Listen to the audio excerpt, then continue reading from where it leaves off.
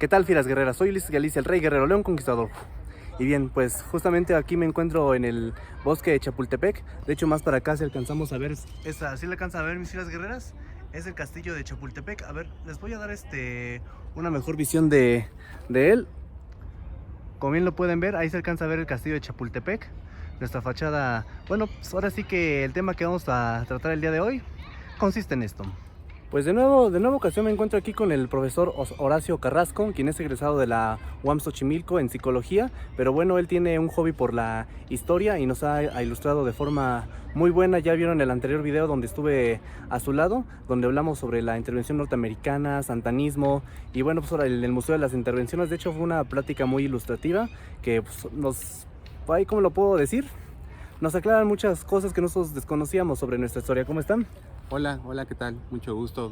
Yo encantado aquí con la oportunidad que me da Ulises para poder pues conversar y reforzar algunos temas pues que desde hace muchísimos años me han apasionado y poderlos proyectar aquí en este momento pues es un placer. Sí, sí. Bueno, pues en esta ocasión la razón por la cual nos encontramos aquí en el bosque de Chapultepec, allá se ve el castillo, como bien ustedes lo pueden ver, hace rato se los mostré. Justamente hoy vamos a seguir hablando sobre la intervención norteamericana y lo que es el ataque al castillo de Chapultepec, donde 6 valientes jóvenes dieron su vida por nuestra patria y de hecho fue lo que permitió lamentablemente que se perdiera la mitad de nuestro territorio. Bueno, pues vamos a comenzar a conversar. El tema de esta tarde, de hecho, de esta conversación es justamente, su título es Chapultepec, el último eslabón de una larga cadena de batallas. Bueno, pues comencemos con esta conversación acerca, inclinándonos por su título. Bueno, justamente hablemos sobre esta cadena de batallas, el eslabón que es. Comencemos. Gracias, muchas gracias, reitero el agradecimiento y como bien dice el título, es el último eslabón de una larga cadena de batallas. ¿Y por qué? Precisamente es bien importante hablar de la guerra México-Estados Unidos. Pero esa guerra de México-Estados Unidos, oficialmente en los libros de Estados Unidos de historia y en los libros de historia de México, no se considera la primera parte, que es la guerra y la sublevación de los tejanos en contra del gobierno centralista en aquella época del presidente Santa Anna. Entonces, podemos decir que son dos guerras en la cuestión interpretativa, en los documentos que existen en las bibliotecas. Pero para los que estudian a fondo estos temas de historia, de lo que es la guerra con Estados Unidos, realmente comienza en marzo o abril de 1836, con la toma del Álamo. Estamos hablando que es un episodio 9 años, 11, 12 años antes de la batalla del 13 de septiembre de 1847. Es importante hablar de los antecedentes porque no es el único caso. Y lo voy a explicar brevemente. Cuando hablamos de un conflicto bélico, político y sobre todo económico, los intereses de Estados Unidos no eran nada más políticos o sociales, meramente económicos y territoriales, porque un metro cuadrado de territorio siempre va a tener un costo, y lo que nos quitaron los norteamericanos fueron más de 2 millones de kilómetros cuadrados. Entonces no estamos hablando no nada más de dinero, no estamos hablando de personas muertas, estamos hablando, sí, de vidas de miles y miles de mexicanos que fallecieron, pero estamos hablando de una trascendencia histórica. Y cuando hablamos de la batalla del Álamo, hablando de la guerra de Texas, es una continuidad que se da una pausa alrededor de 9 años, 10 años, alrededor de una pausa donde no hay enfrentamientos, pero cuando Estados Unidos se anexa a Texas y México reclama ese territorio, empiezan nuevamente las amenazas de los estadounidenses de que se tranquilizara de no, obviamente no devolver el territorio a México, pero no había ningún documento oficial, es decir, ya se había perdido el territorio en la práctica y en la teoría, prácticamente todo estaba tomado ya el territorio de Texas, pero no había un documento como tal. Eso es lo que reclama México. Obviamente, ante las potencias europeas, pues era un territorio en disputa, porque no había un documento, y entonces cuando México reclama, pues viene el pretexto de los estadounidenses allá en la parte de Texas, Nuevo México, donde vienen algunas protestas de los mismos tejanos o los mismos estadounidenses que ya se habían declarado estadounidenses, pero que habían inclusive nacido aquí en México o que eran hijos de mexicanos, pero muchos ya querían ser norteamericanos. Claro que el gobierno de México no lo permite y es cuando vuelve a empezar, pero ahora un enfrentamiento mucho más sangriento en junio de 1846. Entonces, por eso cuando hablo de una larga cadena, es bastante prolongada. Y eso tiene que ver con la última batalla, que el último eslabón o la última batalla es el 13 de septiembre de 1847. Y que después de ahí vienen muchos símbolos y muchas imágenes, libros, himnos, canciones, etcétera. Mucha cultura que tiene que ver con la guerra del 47, que tiene que ver con nuestros símbolos patrios.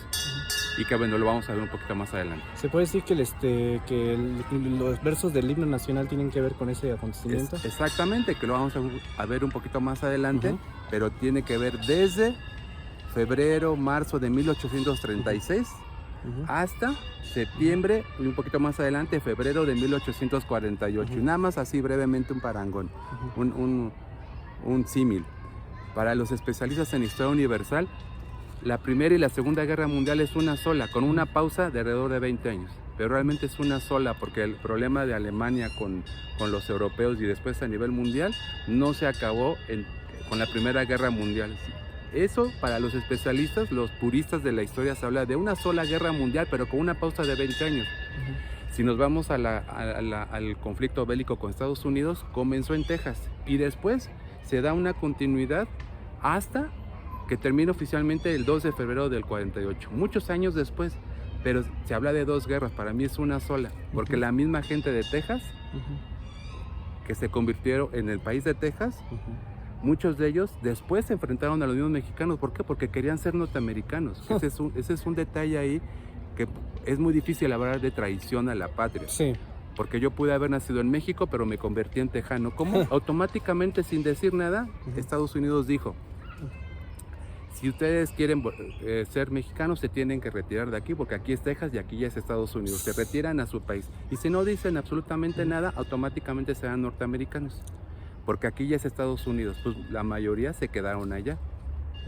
Porque iban a adquirir la ciudadanía o la nacionalidad norteamericana. Así es. Entonces, ese es un punto de decir, bueno, ellos son traidores, no son traidores. Es muy subjetivo hablar de traición. Cuando Texas ya no era México, aunque no hubiera un documento oficial, estamos hablando antes de 1846, y por eso México comienza con un enfrentamiento allá en el norte. Estamos hablando en Texas, Nuevo México, en California, para recuperar el territorio de Texas, y después pues viene una gran tragedia histórica, todo lo que se perdió. Estamos hablando de, bueno, vamos a ver un poquito más adelante algunos detalles, pero sí, un 13 de septiembre termina la guerra, bélicamente. Espero no salirme en estos momentos del tema, pero me acuerdo justamente que también, es cultura pop, de hecho una película hollywoodense, una película con Salma Hayek y Penélope Cruz, se llama Las Bandidas. De hecho, esta película trata el tema de cuando territorio mexicano estaba siendo vendido al gobierno norteamericano. Inclusive hasta hay una escena donde le ponen: aquí quiero la bandera, en un banco, aquí dice el personaje de la película dice: aquí quiero la bandera de Estados Unidos. Así, les juro, así que todo lo que me dijo me recordó ahora sí que ese episodio de la película. Ya. No, y hay excelentes películas. Recuerdo mucho la película, bastantes películas. Una que no es tanto cómica, pero es más bien trágica, la escena donde Héctor Suárez, su personaje de Mil Usos, en la segunda parte, exactamente en la frontera, en la garita, termina la película donde pues a los dos países les refresca el 10 de mayo, ¿no? Una situación ahí de todo lo que ha venido como consecuencia, ¿no? O sea, y ahora estamos hablando de una película de hace más de 20 años.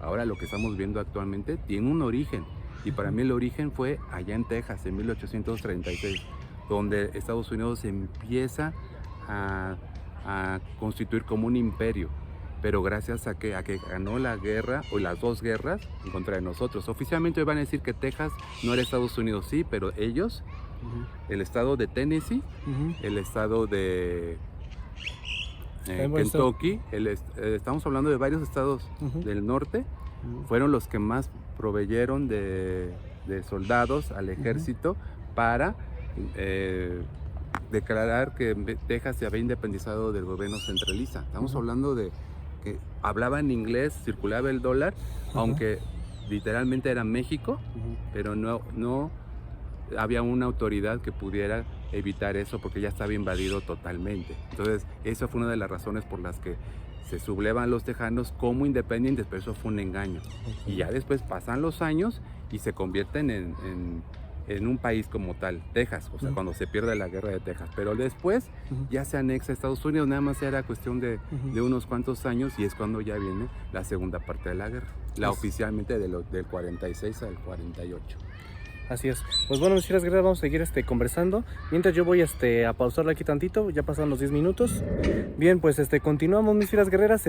Justamente nos estaba explicando también aquí el profesor. Y algún tema que también me gustaría, creo que lo vamos a ir tocando más adelante durante esta conversación, es justamente que Nuevo Laredo también se funda por personas que no quisieron ser norteamericanos, aunque vieran del otro lado, pero se vinieron para acá, Tamaulipas, y ahí fundaron Nuevo Laredo. Una vez supe ese dato.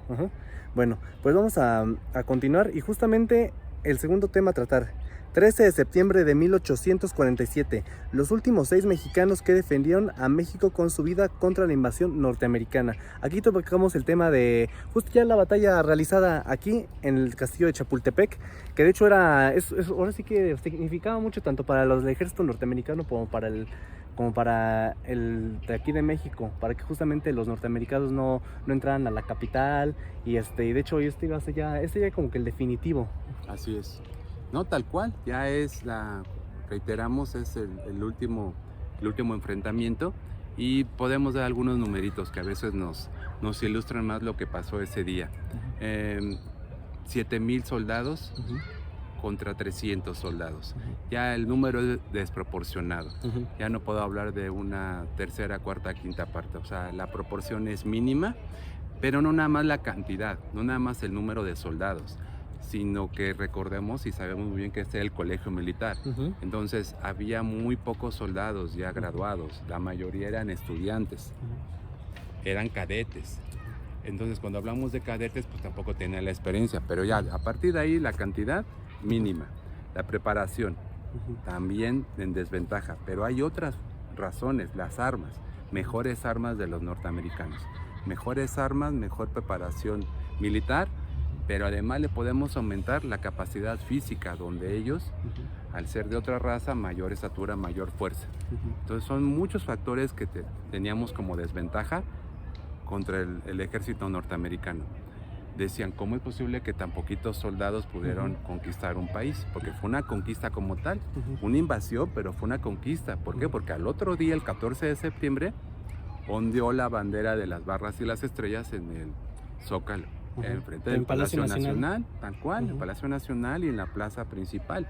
Y eso es sí un símbolo del poder del imperio de Estados Unidos, pero también es demostrar que son superiores y bajar la poca autoestima que pudiera haber todavía en los mexicanos. Y ahí viene entonces un hecho que al principio del video mencioné, que cambió la cultura, y seguimos teniendo mucho esto del cine, la radio, ahora en internet, todo lo que son series de televisión, películas que tienen que ver con la invasión norteamericana y lo que es la cultura imperialista yanqui en nuestro país. Pero ese día 14 de septiembre es especial porque la pregunta que luego hacen los niños, inclusive cualquier persona en el mundo, no nada más los niños de nuestro país en las escuelas, ¿por qué les dicen gringos a los norteamericanos? Y mucha gente sabe que es despectivo, dice, pero ¿por qué es despectivo? Entonces es muy sencillo, green, go, vete verde, verdes, váyanse, vete verde. Entonces, ¿por qué? Porque su soldado era de color, su uniforme, los soldados venían de color verde, su uniforme de color verde, y entonces estos gritos, ¿de dónde venían? Sí, de la muchedumbre. Se habla de, los gringos lo expresan como el peladaje. ¿De dónde? De las casas, de las vecindades del centro, que cuando pasaron los soldados rumbo hacia el Zócalo, o cuando estaban ahí en la plaza principal festejando, al que se ponía bravo a latigazos o lo mataban, y hay pinturas donde están amarrados de un palo, y si no, pues le cortaban la cabeza. No había cuestión de hoguera porque no iban a gastar un cerillo ni una bala, sino los ahorcaban o a latigazos los mataban. Al mexicano que se ponía bravo.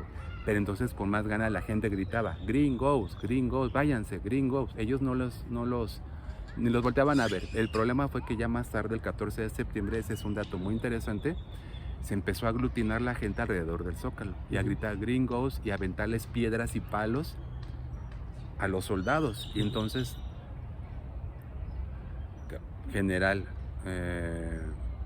los generales, no nada más uno, todos los generales fueron a hablar con los generales de México y les dijeron, o calmas a tu pueblo, calmas a tu raza,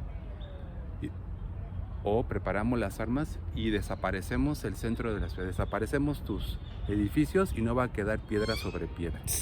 Así que los tranquilizas porque si no ahorita retomamos las armas. Winfield Scott, principalmente el general norteamericano. Y entonces tuvieron que ir los soldados, los generales, comandantes, toda la milicia de México a dispersar a los propios mexicanos, porque dijeron los gringos, norteamericanos, dijeron, nosotros no vamos a hablar, nosotros vamos a hablar pero con las armas. O los tranquilizan y nos dejan de aventar piedras y palos, ahorita arrasamos, y no nada más a ellos, sino vamos a desaparecer la ciudad y no va a quedar piedra sobre piedra. Así que ustedes se van a encargar de irlos a dispersar, a sacarlos de esta zona. Y así fue, y así fue.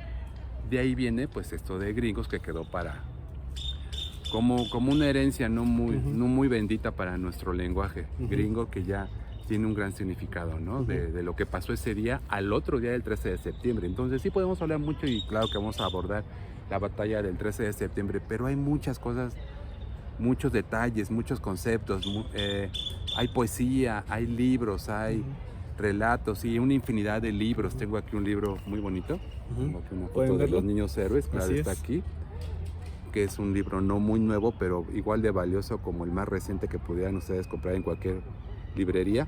Pero como esto hay miles, entonces se trata de dignificar a nuestro país y de hablar de lo que pasó en esa época.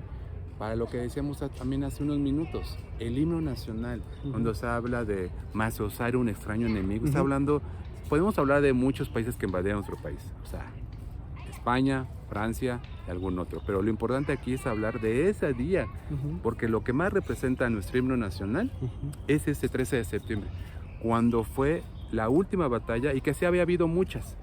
Podemos hablar de la de Padierna, la de Churubusco, la de Cerro Gordo, hubo batallas allá en el norte, la de Buenavista, ahí en Monterrey, que es una película, también sale Daniela Romo, hay muchísimas películas. Sin Gloria, sin Patria, de hecho habla del latín. Y hay una que recomendé en el anterior video que se llama El Álamo, en el 2003, para mí es la mejor porque habla de esas batallas allá en Texas. Entonces podemos enriquecernos de cultura, pero lo que escuchamos los lunes en todas las escuelas o en cada evento de Claudia Sheinbaum con algún grado de importancia se canta el himno nacional. Entonces podemos hablar de que sí, ahí está la letra, cantado en la noche de 1854 por primera vez, pero está hablando de esto, y ahí no van a decir odiamos a los gringos y que los niños, no se habla en el himno, pero cada cuando escuchamos el himno, sobre todo a las 12 de la noche, a las 11 de la noche en la radio.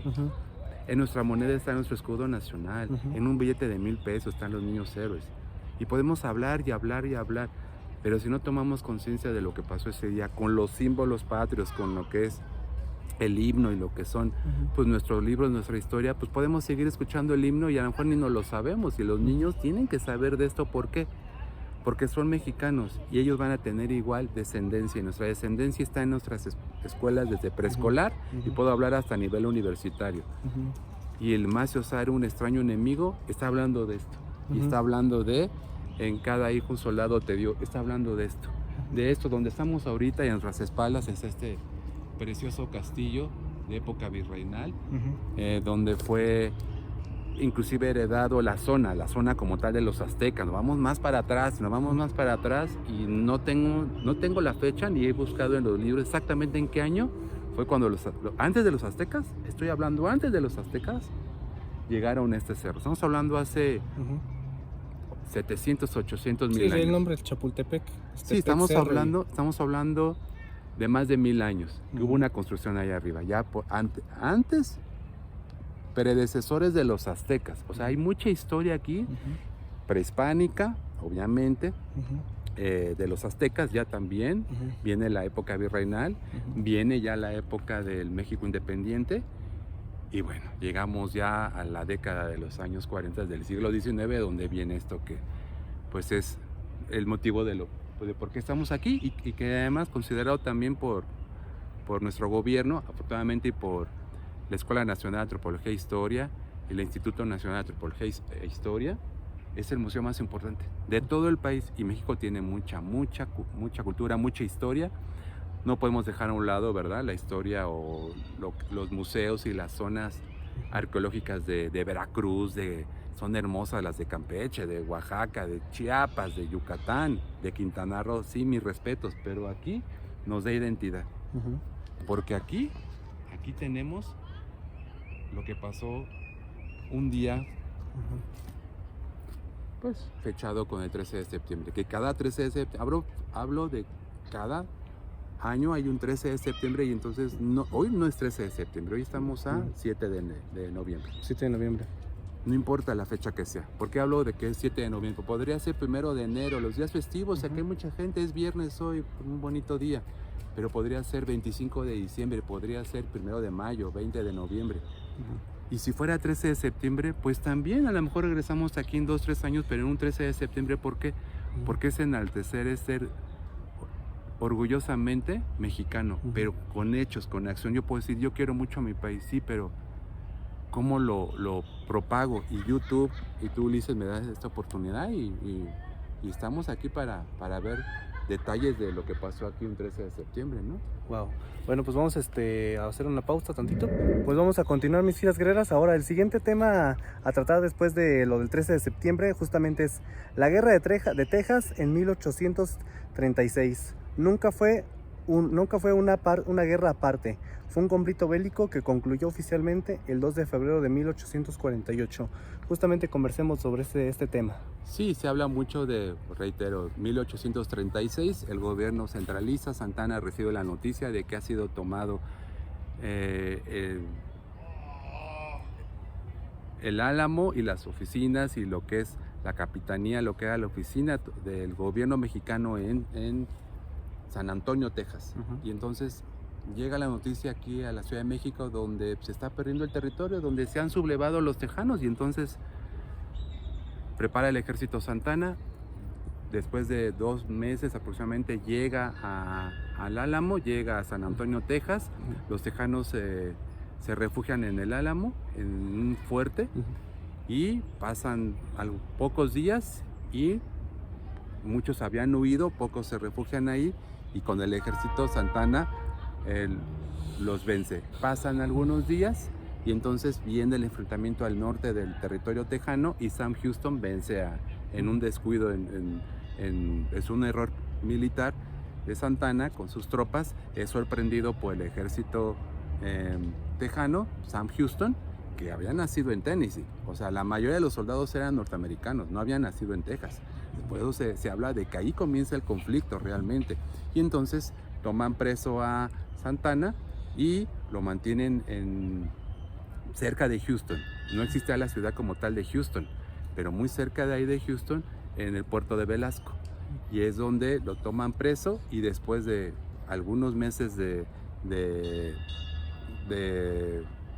obviamente amenazarlo, golpearlo, estuvo a punto de morir, recibió altas dosis de morfina para poder sobrevivir, lo obligan, lo presionan para firmar un tratado donde se entrega el territorio de Texas a cambio de su vida. Nada más que nunca fue oficial ese documento. ¿Por qué no fue oficial? Porque él ya no era presidente. Ya aquí en México ya había un nuevo presidente que llevaba más de un mes. Entonces ese documento no fue válido. ¿Me puedo mencionar el nombre de ese presidente? Ahorita te lo digo, pero estamos hablando de que ese documento de los tratados de Velasco, se habla de que México cede el territorio a cambio de la vida de Santa Anna, que porque él era el presidente. Cuando se habla de que él es el presidente, eso no tiene ninguna validez legal. Cuando aquí en México, cuando reciben la información, la noticia de que se había entregado el territorio por Santa Anna, ¿qué hacemos? Y dicen, si murió Santa Anna, que se queda ahí el cadáver. Si está vivo y logra salvar la vida porque después de que él está, Santana está en Texas, se va lo mandan a la Casa Blanca, lo mandan a Washington, y luego él llega, meses después llega a Veracruz. Muchos pensaron que ya no iba a regresar. Cuando llega a México, cuando llega a Veracruz, obviamente, pues ya había pasado lo que había pasado, pero él se pregunta, ¿por qué no fueron a continuar con la guerra? Y obviamente el pueblo y los políticos le dicen, es que la guerra ya estaba perdida desde el principio.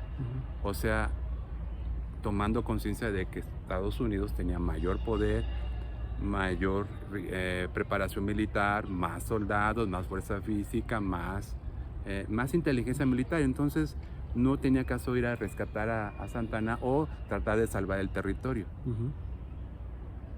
¿Qué era lo que tenía que hacer? Pues dar la batalla o la guerra por terminada. Pasan los años y después viene una segunda parte donde se pierde, pues como ya sabemos, California, Arizona, Nuevo México y Texas.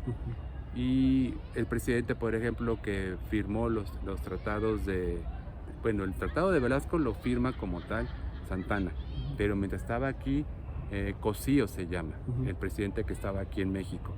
Y él, obviamente, con los integrantes del Congreso, pues se enteran de lo que pasa allá y lo dan por perdido, simplemente no mandan tropas. Cuando las principales tropas habían sido vencidas en Texas y el principal capitán o general de la milicia, pues era Santana. Entonces, ¿cómo iban a mandar refuerzos si las principales tropas ya habían estado allá en Texas? ¿Cómo iban a recuperar el territorio? Pasan los días y cuando Santana está en Texas, pues se da cuenta que lo abandonan. Muchos de sus militares murieron, algunos huyen, algunos regresan a México. Pero entonces, ¿cómo se iba a recuperar militarmente el territorio si no había con quién? Y mucha gente dijo, está muy lejos, vamos a llegar prácticamente muertos de hambre hasta allá porque no tenemos los suministros, no tenemos los alimentos, no tenemos los animales suficientes, los caballos suficientes para poder ir, ni tampoco las armas para poder otra vez ir hasta Texas. Estamos hablando de un siglo XIX. No existían ni siquiera las carreteras como tal, eran caminos de terracería. Entonces, pues se pierde el territorio de Texas y después viene la siguiente parte. Donde pues es demasiado catastrófico porque la guerra de Texas como tal fue allá, pero termina aquí a nuestras espaldas. Así es. Bien, también dentro de las investigaciones que yo estoy haciendo acerca de este tema, también estoy viendo que bueno, la invasión norteamericana en México duró 2 años, en los años 40, del 46 al 48 del siglo XIX. Y bueno, supe también que un año antes había sido la invasión a Texas por parte de los norteamericanos. Sí, sí, lo que pasa es de que el territorio nunca estuvo desocupado desde 1830, un poco antes, 1828, 1826, 27, por ahí. Estados Unidos empieza, los ciudadanos, la gente de Estados Unidos empieza a invadir poco a poco. Ya habían estado desde que Alexander, ese es un antecedente un poquito más atrás. 1802, 1803, 1804, el alemán Alexander von Humboldt viajó por todo el mundo, pero cuando llega a México se da cuenta que aquí hay una riqueza natural y mineral, flora y fauna impresionante. Entonces él viaja por todo México, obviamente está aquí en la Ciudad de México, hay una calle en el centro de nuestra ciudad que se llama Humboldt. Y entonces él va escribiendo y tiene gente que le ayuda, o sea, una persona con mucho dinero, y va escribiendo todo lo que ve, todo lo que observa, lo va registrando. Él sabía mucho, era una persona que sabía mucha biología, mucha zootecnia, y empieza a escribir sus libros, catálogos y dibujos, hasta catálogos, no nada más teoría, dibujos de lo que él encontró aquí. Y lo su libro. ¿Perdón? Voy a enfocar un poquito su libro. Y entonces, claro, cuando llega a Estados Unidos se queda también allá algunos meses, pero no nada más va como que de visita a Estados Unidos, sino obviamente Texas, las grandes ciudades, sobre todo Washington, Nueva York, y deja sus libros. Y llega a Europa y sigue llevando información. Cuando llega a Europa, Estados Unidos ya sabía lo que había aquí. Pero en Europa, ¿quiénes están? Los ingleses. Y los ingleses van y vienen a Estados Unidos. Entonces llevan la información de que, pues allá hay bastante riqueza. Oro, plata. maderas preciosas y sobre todo plata.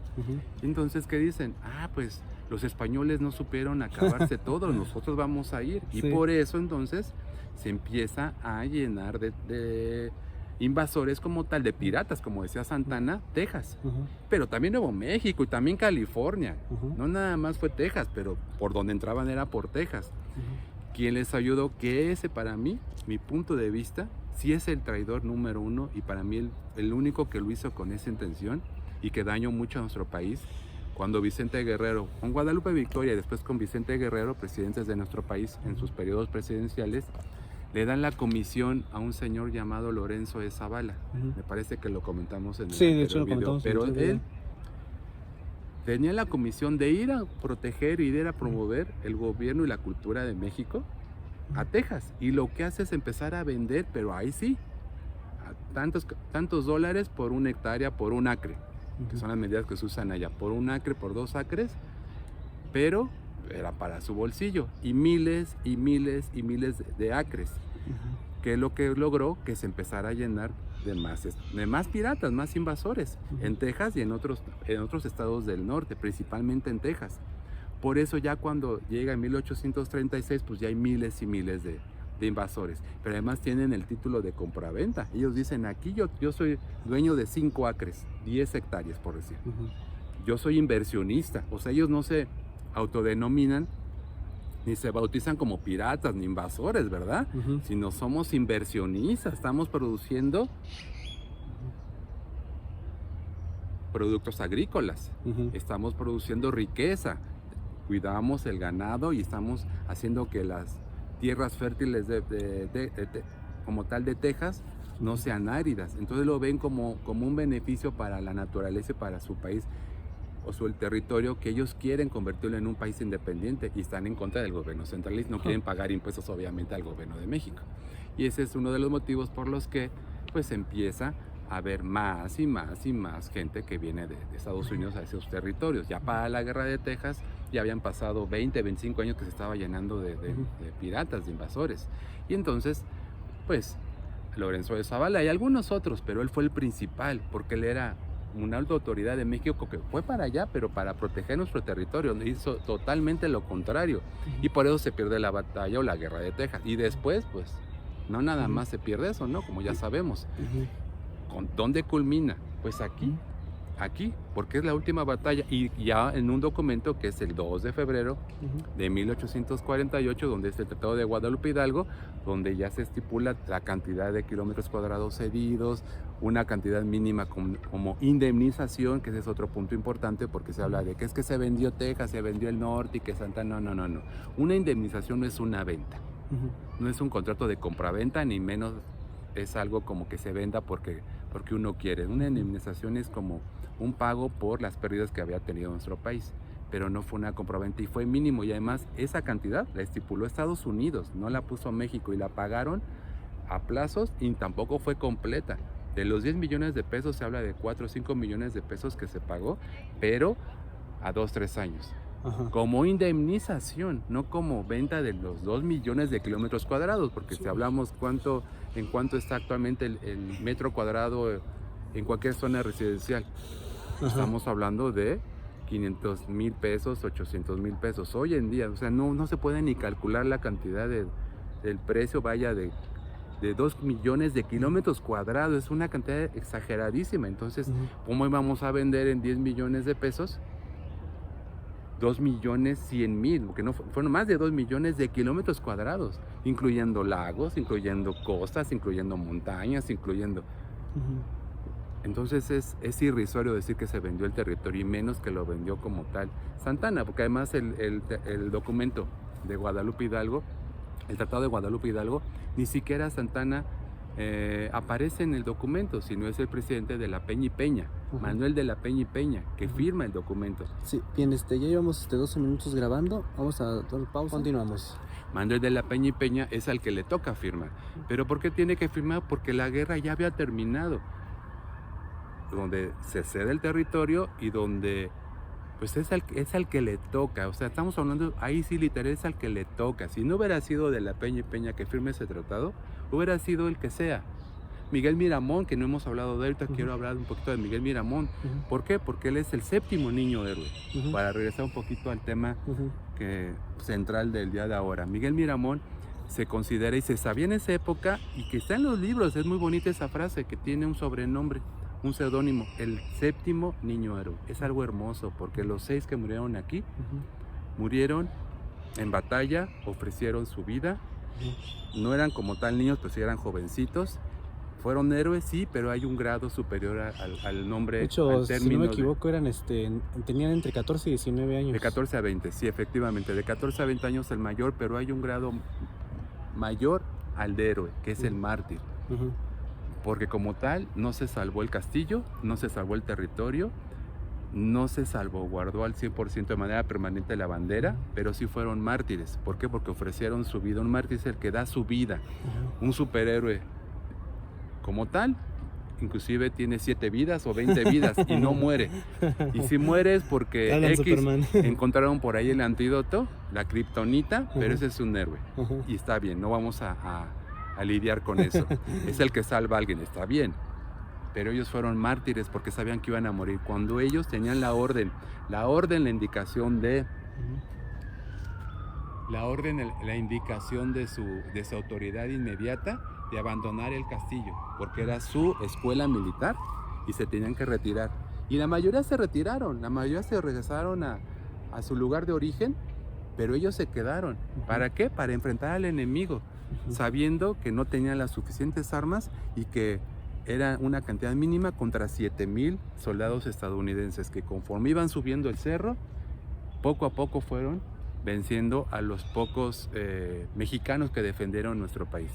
Y estamos hablando de más de 50 batallas, mucho más de 50 batallas, de las importantes, porque estamos hablando que en el 36 fueron más de 5 batallas, allá en 1836, y sumamos las de 1846, que empezaron allá en el norte, en Santa Fe, que hubo batallas en Los Ángeles, en San Diego, donde obviamente fueron perdiendo los mexicanos. En Monterrey fue una también fuerte, la de la Angostura, que ese es un empate técnico, ahí Sí. también murieron muchos mexicanos. En Veracruz hubo bombardeo, la de Cerro Gordo, que es Veracruz, en Puebla no, pero luego ya se vienen más hacia el centro del país, y entonces ya estamos hablando de la batalla de Padierna, la batalla de Molino del Rey, ya estamos hablando obviamente de la del 20 de agosto, la de Churubusco, la de aquí. Fueron miles y miles de mexicanos que fueron muriendo, miles, durante muchísimas batallas, entre grandes y pequeñas batallas, pero los últimos mexicanos que defendieron nuestro país fueron ellos 6. Ujú. ¿Y por qué entonces se sabe, y no es poesía, que el séptimo niño héroe fue Miguel Miramón, Miguel que también Miramón. fue presidente de nuestro país, por cierto? Ujú. También fue presidente. 1859 estuvo en el poder. Ujú. ¿Por qué? Porque él era compañero de los 6 niños héroes, y a él le perdonan la vida con la espada en el cuello.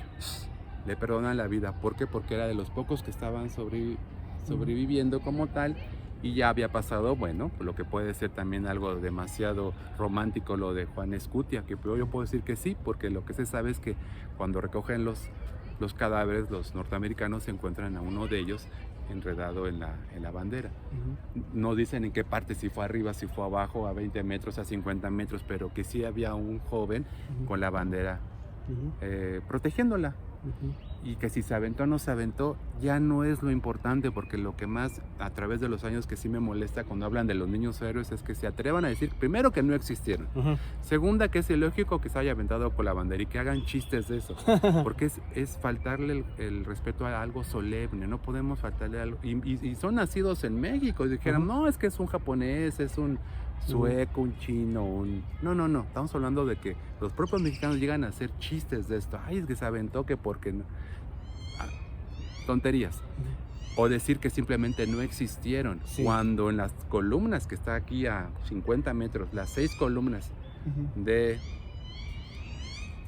los héroes de México, las 6 columnas de los niños héroes, en la base de cada columna, primero en la base está el nombre de uno de ellos, de Ujú. los 6 niños héroes, y está en una bodega en la parte interna, en la parte de abajo de cada columna, están los huesos de ellos. Fíjese. Y eso no lo dicen en las placas, pero está en los libros. Uh-huh. Y se dice, ¿cómo van a estar los huesos si cuando se hizo la investigación, después de muchos años, en la época de Porfirio Díaz hubo uno, y sobre todo en la época de Lázaro Cárdenas, cuando se habla de dónde quedaron todos los huesos, porque se recogieron poco a poco, y los buitres y todo eso, pues los animales salvajes, pues obviamente destrozaron los cadáveres. Se quedaron ahí muchos años, no fue que luego recuperaron los cadáveres, pero cuando ya se recupera y se investigan los huesos de los más jóvenes, que eran alrededor de 200, 300 huesos, sí se sabe que eran de los niños héroes. Y esos huesos se repartieron de manera equitativa en 6 partes, ahí en las bases que están aquí de las columnas. Entonces es algo muy bonito que es, y además que por ley, todos los presidentes de México cada 13 de septiembre tienen que venir a rendir honores a nuestros niños héroes. Entonces eso tiene que ver con toda nuestra historia, y vuelvo al punto, los 3 símbolos patrios. Todos son importantes, y podemos hablar que los niños héroes se aplicaría más en el himno nacional, en esa estrofa que dice: en cada hijo te dio, un soldado en cada hijo te dio, o más usar un extraño enemigo. Todo el himno es precioso, obviamente el escudo, obviamente la bandera, son los 3 símbolos, pero en el himno viene una parte pues artística, que fue hasta 1853, 1854 que se cantó por primera vez el himno, también gracias a Antonio López de Santana. Y él lo que quería era recordar y fortalecer y hacer nacer una identidad genuina de nuestro país como México, nuestro país y como ciudadanos y como mexicanos, a través de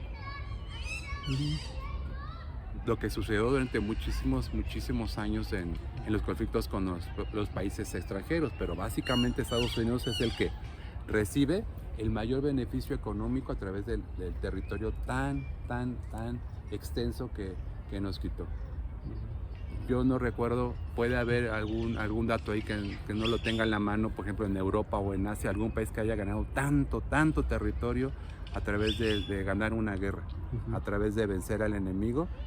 Al menos en América no lo hay, quizá en Asia, en Europa, sobre todo en Asia o en África, pero sí puedo decir que el territorio que recibió Estados Unidos y que le tuvimos que ceder, hoy en día el estado de California es el estado que tiene un superávit más alto de todo Estados Unidos. Nada más el estado de California, nada más. Texas es 40%, casi 50%, 47% más grande que Chihuahua, que es nuestro estado más grande. Entonces, la cantidad de recursos naturales que se perdieron, hoy en día le sigue sacando usufructo el gobierno de Estados Unidos. Hoy en día, después de más de 100 años, ¿no? Obviamente estamos hablando que eso, para que nosotros pudiéramos recuperar este territorio, pues por el momento es imposible.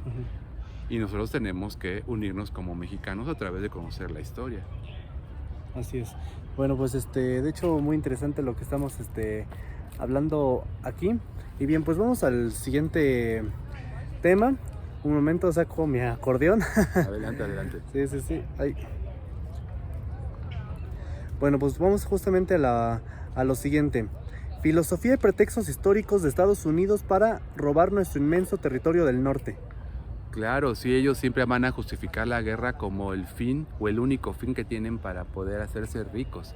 Ellos tienen mucho poder económico, pero a partir de las victorias que han ganado en tantas guerras. Y podemos hablar no vamos a meternos en la historia de Estados Unidos, pero sí podemos hablar de que no sé cuántas hayan ganado, pero como comenté hace unos segundos, la más importante, la que les dio la oportunidad de ponerse al nivel de Inglaterra, de España, de Francia, inclusive de China hoy en día o de Rusia, Unión Soviética en su época, fue precisamente la victoria que obtuvieron ante nosotros. Ese es donde ellos se convierten en un imperio, donde con el pretexto de querer tener un tren transatlántico interoceánico, pues querían más territorio, y más territorio, y más territorio. Y eso nos lleva a que ellos van avanzando a cuestas de pues la vida de miles de mexicanos. Y que muchos mexicanos en esa época decían, no, excelente, yo estoy bien aquí, yo no quiero ser mexicano, no, adelante, yo me quedo aquí. Y eso es lo más curioso, que eso después lo retoman los estadounidenses, los gringos, donde dicen, es que ni sus propios mexicanos quieren seguir siendo mexicanos. O sea, lo que pasa hoy en día, si aquí no me dan la oportunidad de tener un buen trabajo, un buen ingreso, pues prefiero irme de espalda mojada, que eso ha ido cambiando, cada vez más difícil, pero en esa época simplemente con quedarse a vivir allá, ciudades como que ya existían como Los Ángeles o San Diego, y sobre todo San Antonio, no tenía ni siquiera que escribir una solicitud para ser norteamericano, con quedarse ahí. Y eso lo utilizan los norteamericanos para después decir, ¿qué hacemos? Porque ellos cuando ya termina la guerra, después del 13 de septiembre, viene 14 de septiembre, están en septiembre, octubre, y las batallas se mantienen aquí, y empiezan a ver qué van a hacer. Y ellos estaban todavía decidiendo, dirimiendo si se quedaban con todo el país o con algunos estados extra, como Chihuahua, el norte de actualmente de nuestro país. Chihuahua, Sonora, Coahuila, Nuevo León, Tamaulipas. Pero entre ellos hay una gran pues diferencia entre los políticos de Estados Unidos, y de los que más apoyaron a nuestro país fue Abraham Lincoln, que él nunca estuvo de acuerdo con la guerra, y menos después de quedarse con todo el territorio. Y retomamos entonces la cuestión indígena, que uno de los argumentos de los norteamericanos para no quedarse con todo el país era que explicaron de que si se quedaban con todo el país iban a batallar mucho con una guerra de castas, una guerra en contra de los indígenas, y con un proceso muy sangriento para desaparecer a todos los indígenas que había en nuestro país.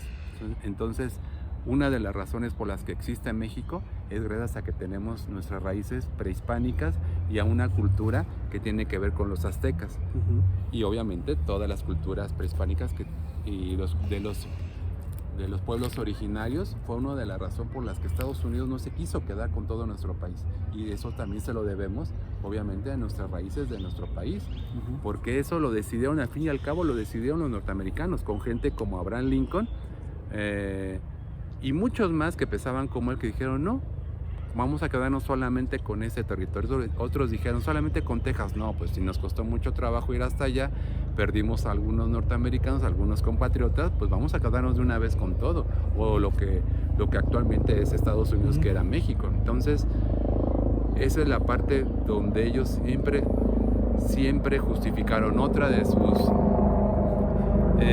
argumentaciones de que iba a ser benéfico, que era bueno que ellos se quedaran con el norte, era que... Sí, bueno, ya llevamos 13 minutos grabando, continuamos. Era que toda la tierra, todas las montañas, todas las praderas, todas las zonas de cultivo que México no las aprovechaba porque estaban obviamente muy lejanas del centro del país, eran tierras infértiles, tierras áridas. Entonces decían que eso era un pecado, los norteamericanos, que Dios no había creado la tierra, que ha creado el mundo para que fueran tierras sin producir, y que ellos estaban haciendo fértiles y estaban siendo productivas las tierras de Texas, y entonces Dios les autorizaba a que ellos fueran los dueños de esas tierras.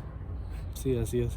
Y la otra también es de que ellos estaban siendo bendecidos por Dios, porque esos territorios desde muchos años antes decían que era parte de Inglaterra por algunos convenios que habían tenido con España o con Francia muchos años atrás. Entonces ellos siempre iban a buscar un pretexto para quedarse con ese territorio, que el límite de la frontera, los límites territoriales no estaban bien delimitados, no estaban bien estructurados, y que España nunca había dicho hasta qué paralelo, hasta qué punto era parte de la Nueva España.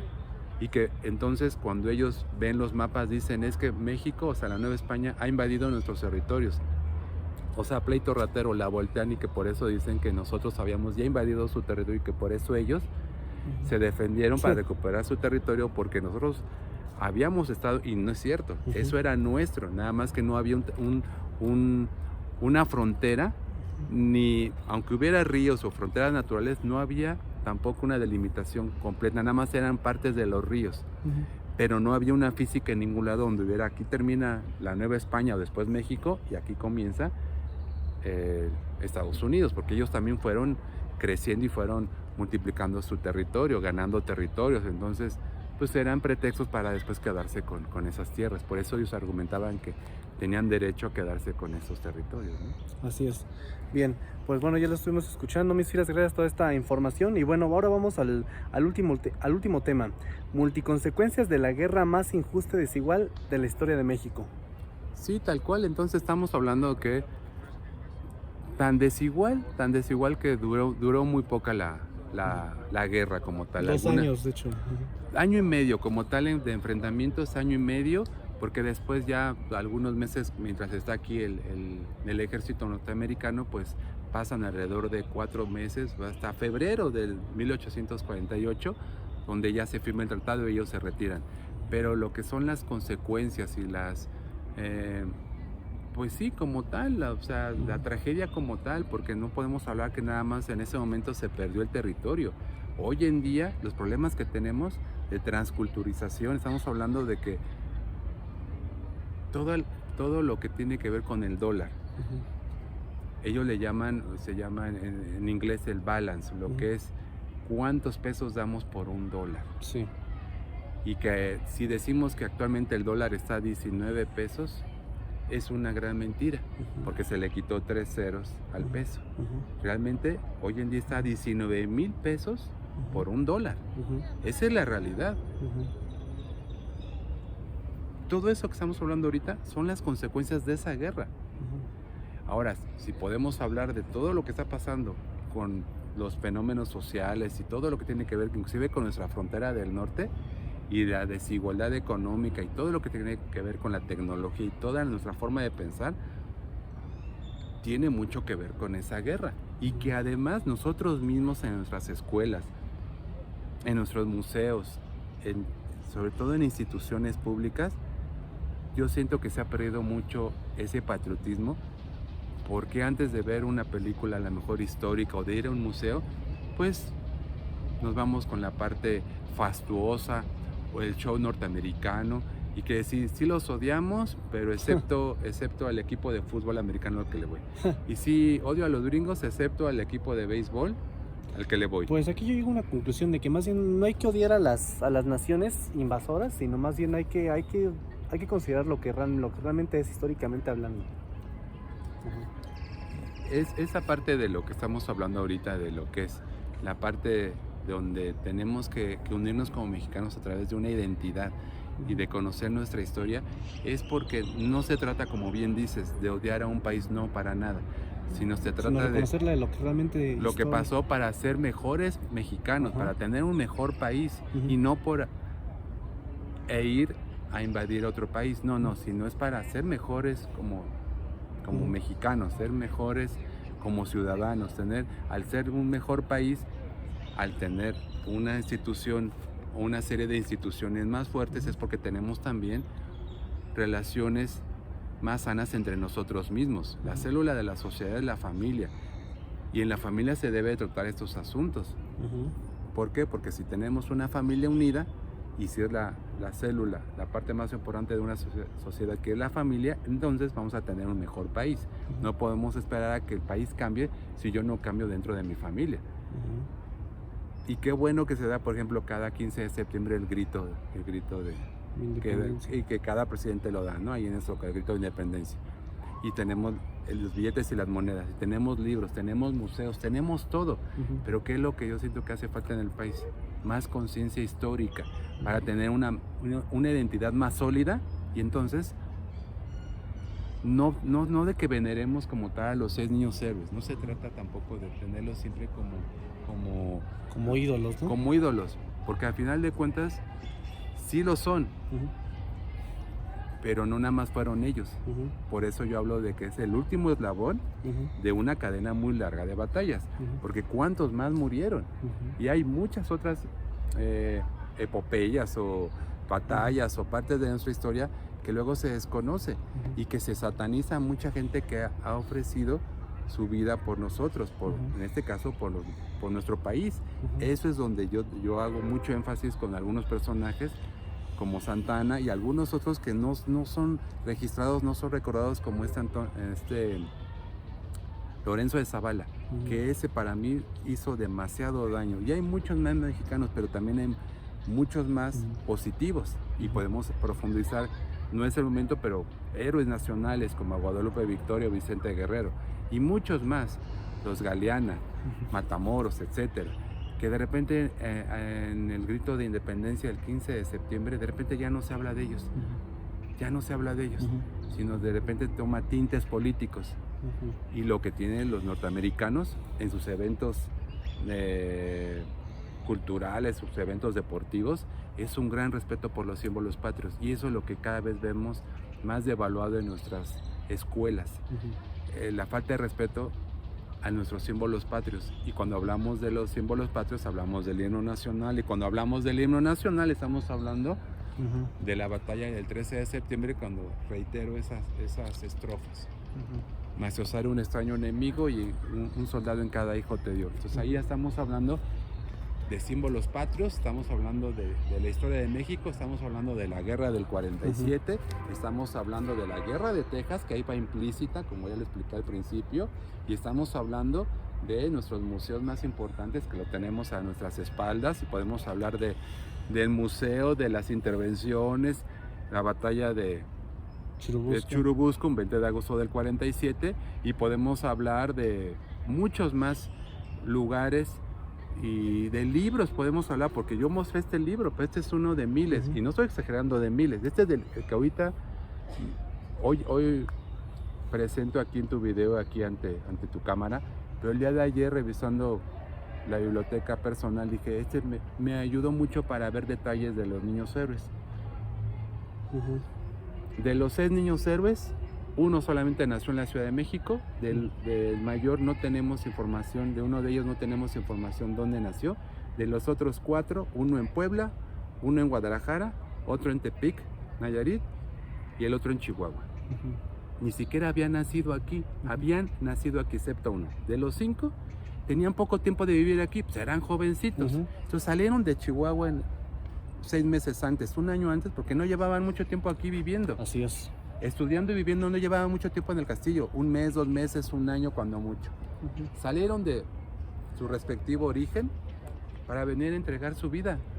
Y que les dieron la orden, Chicotenca, les dieron la orden de retirarse, de abandonar el colegio militar. ¿Y qué hicieron? Se quedaron a defender el castillo, a defender nuestro país, la bandera, su recinto, con su vida.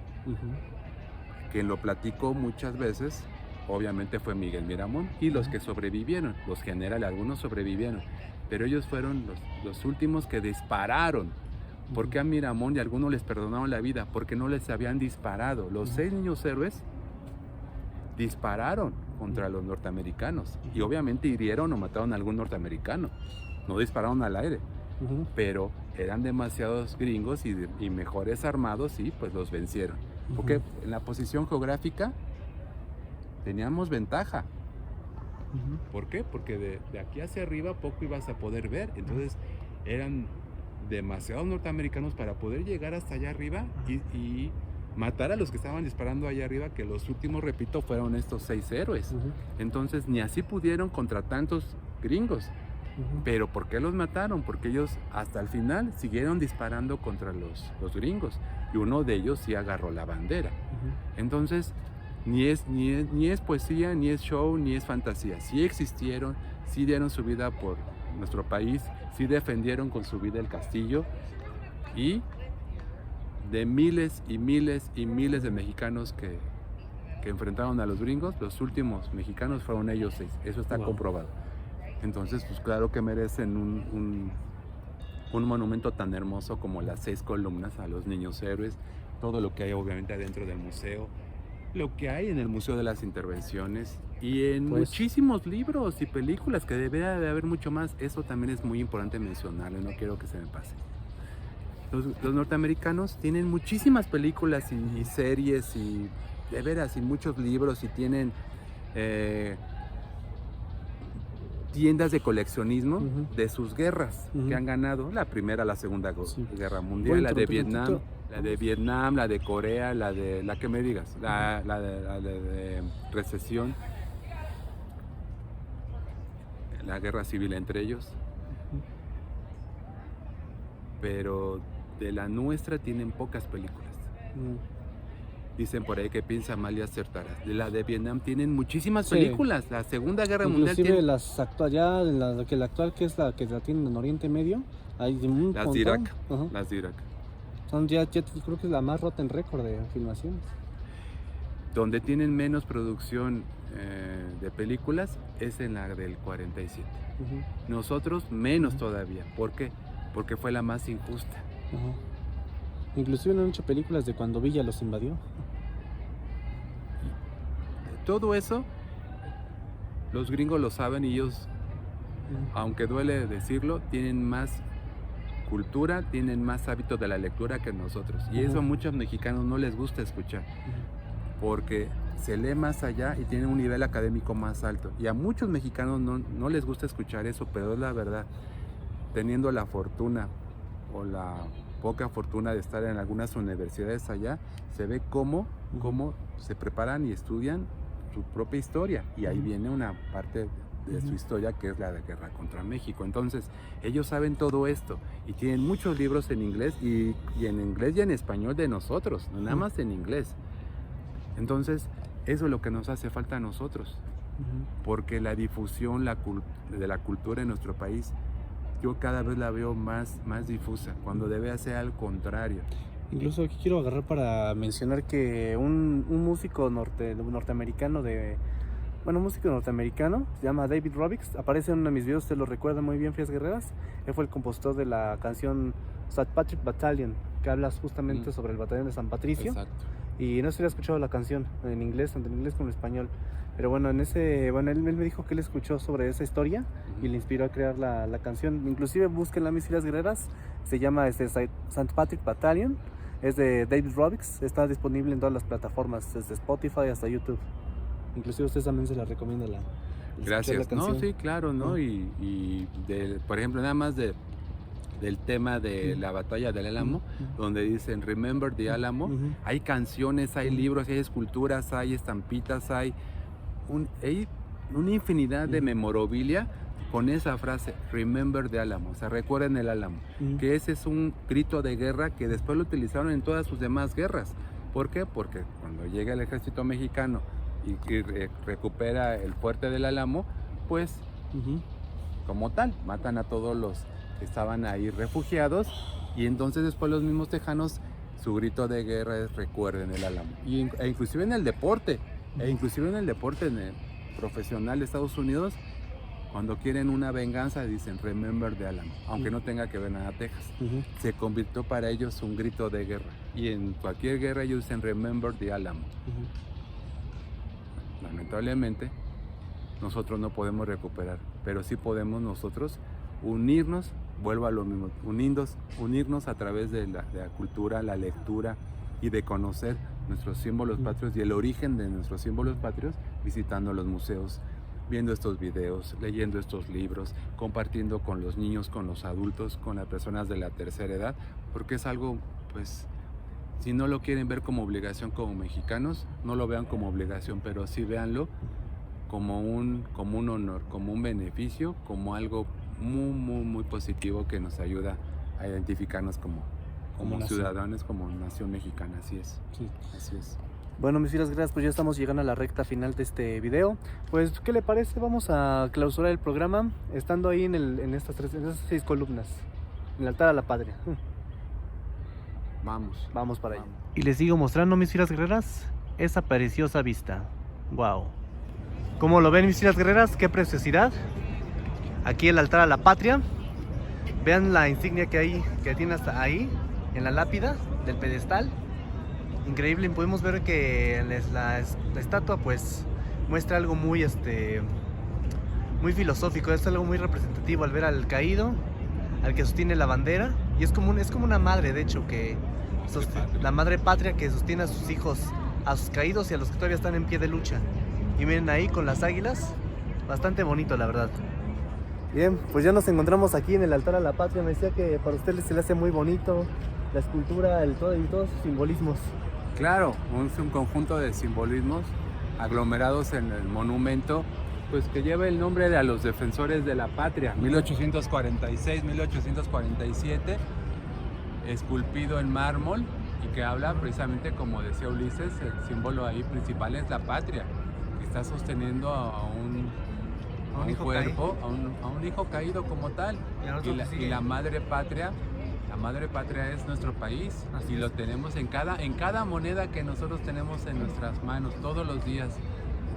Tenemos a la madre patria, porque inclusive también fue el centro de, bueno, la portada de un libro de texto gratuito en aquel entonces. Sí, tal cual. Con la pintura, no recuerdo el autor de esta pintura, pero se llama La Patria, la pintura.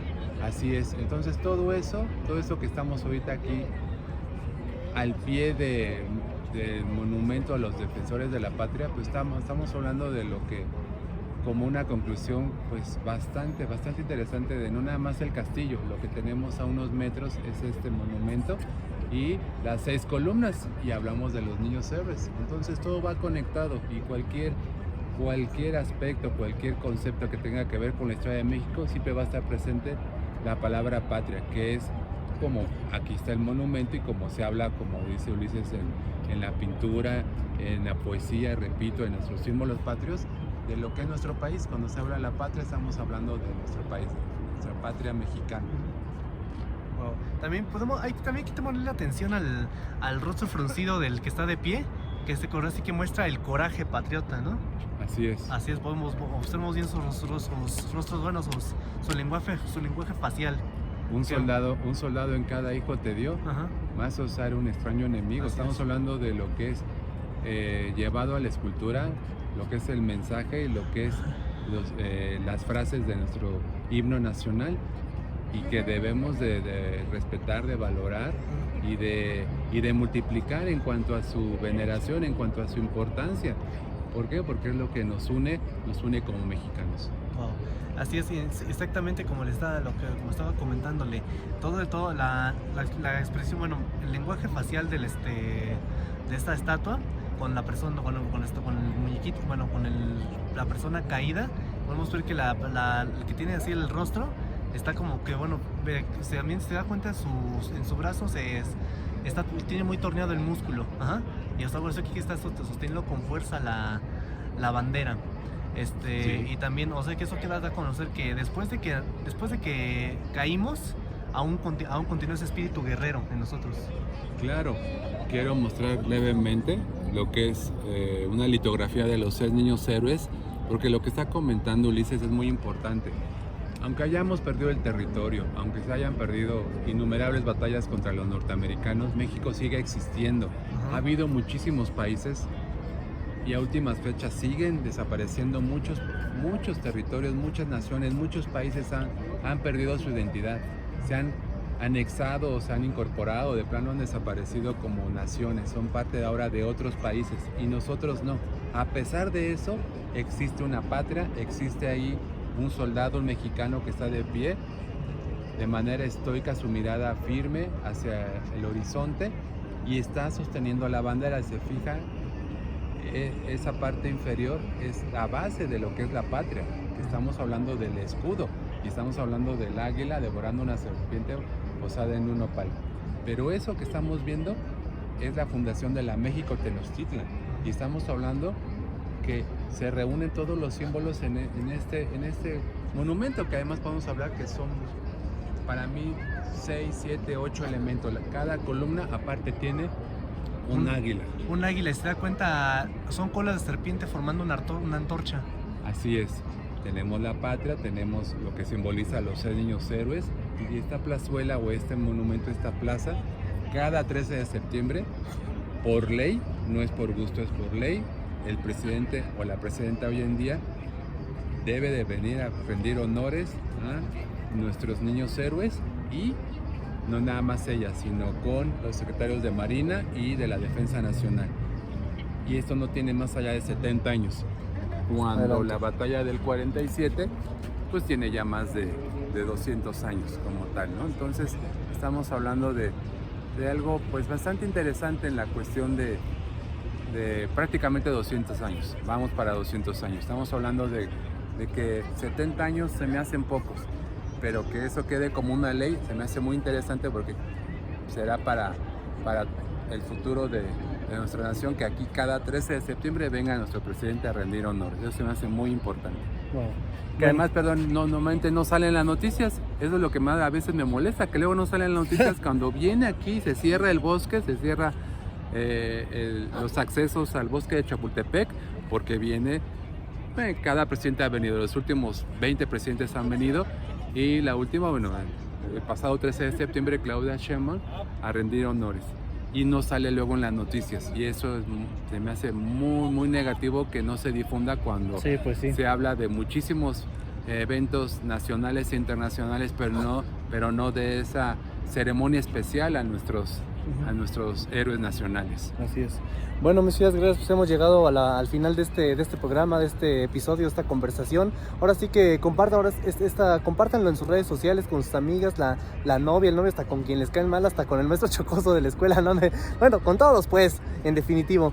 Y pues ahora sí que, profesor, muchas gracias por esta conversación. Yo te agradezco y estamos aquí prácticamente al pie del castillo, al pie del monumento, y como diríamos por ahí, al pie del cañón. Seguiremos colaborando y participando en esta pues muy loable labor con Ulises, y yo les agradezco sus likes, sus visitas, sus views, el compartir con sus amigos, con sus familiares, con sus maestros, pero también con tus alumnos, porque yo sé que hay muchos maestros que te siguen. Así es. Sí. Entonces decimos amistades, pueden ser vecinos, pero con nuestros alumnos tiene un doble valor, porque nuestros alumnos pueden ser los futuros maestros de este país. Wow. Y también otra cosa, también no solo que se conformen con este programa, sino también conforme a lo que viene en este programa, vayan a investigar en libros, bibliotecas virtuales, inclusive hasta Google, Wikipedia, la IA, funciona mucho para esto. Yo lo he probado, la verdad, y sinceramente les puedo decir que la era digital sí funciona mucho para esto. Pueden buscar documentales en YouTube, síganse enriqueciéndose más de este conocimiento, porque esto la verdad solo es una base. Claro, es un pretexto más para continuar. Mientras estemos en este mundo y seamos mexicanos, podemos continuar aprendiendo y enriqueciéndonos de nuestra historia. Sí. Pues ya lo están, mis hijas guerreras. Nos vamos. Soy Luis Galicia, el Rey Guerrero, León Conquistador. Hasta luego. Bye.